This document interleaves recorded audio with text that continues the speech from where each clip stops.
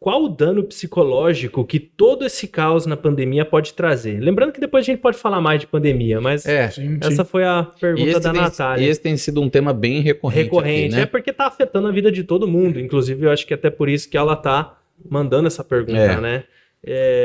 Essa pandemia aí tá trazendo muito dano, você tá atendendo muita gente aí com problema nessa área aí? Sim, a pandemia, na verdade, ela veio trazer uma coisa que é óbvia, mas que de repente ficou escancarada, que é pensar sobre a morte, né? Todos nós sabemos que vamos morrer. Isso é uma verdade que desde que a gente nasce está posta aí. Porém, a pandemia trouxe isso muito nítido, né? Com a questão do coronavírus, dos cuidados que tem que ter, com as pessoas que a gente conhece, né? A partir do momento da contaminação, correndo um risco aí maior. E então, o primeiro dano que a gente pode pensar aí na questão de saúde mental, né? Que a psicologia, e que eu tenho percebido na prática, é um aumento muito grande da ansiedade, né? Do medo. E aí, lógico, várias outras coisas que vêm desaprendendo a partir disso. Porque aí surgem outros medos. O pânico, e aí a coisa vai degringolando, né? Exato. Uma coisa até interessante, porque realmente muitos casos, inclusive, que acabavam indo para emergência, por exemplo, nem todos eram de fato sintomas do coronavírus, né? Os sintomas da ansiedade lembram um pouco ali algumas características, como por exemplo, sensação de falta de ar, coração acelerado, né? Ataque cardíaco.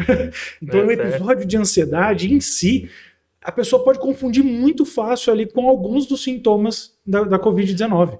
E aí muitas pessoas procuravam a emergência, mas o médico fazia avaliação, e aí a importância, né? Porque ele faz uma avaliação diferenciada, e aí fala, olha, você tem um conjunto de sintomas que tem muito mais a ver com outras coisas. Nós vamos coletar aqui e vamos pedir para que você encaminhe e observar.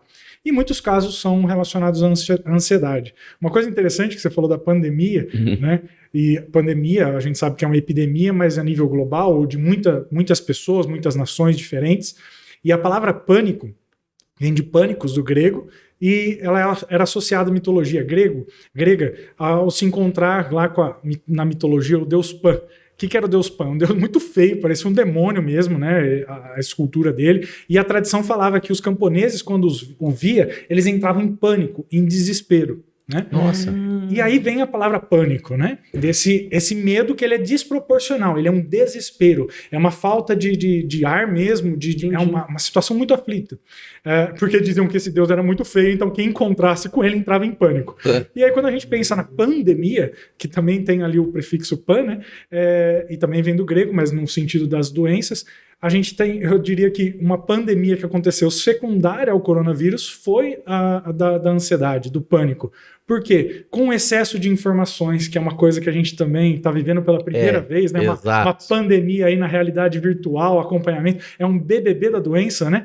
Você tem dados toda hora, países, e tanto que agora, inclusive, alguns países que antes muito eram falados, diminuíram, sumiram, porque é muito dinâmico. Então, a nossa saúde mental também teve que se adaptar a isso, essa velocidade de informações. E aí, nesse sentido, a importância da gente pensar aí nesses cuidados para que a gente não fique submerso nesse excesso de informação. Essa é a primeira dica e a primeira coisa, se eu pusesse... Assim, prevenção, como dar uma respirada, como controlar um pouco a ansiedade... Olha, cuidado com o excesso de informação. Não é que a gente não tem que estar bem informado. O Thiago, psicólogo, falou que é ficar alienado. Nada disso. A gente tem que tomar muito cuidado porque as pessoas distorcem. Sim. Mas esse excesso, várias pesquisas comprovaram que ele é maléfico.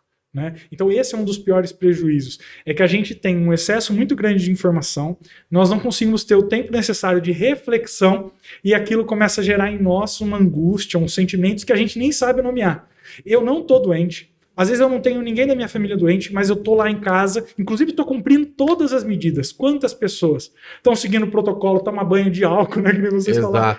E mesmo assim sentem aquele mal-estar. E aí alguns estudos mostravam, olha, não é pelo que ela está vivendo em si, mas é por aquilo que ela tem abastecido ali a mente dela e ela fica processando em excesso.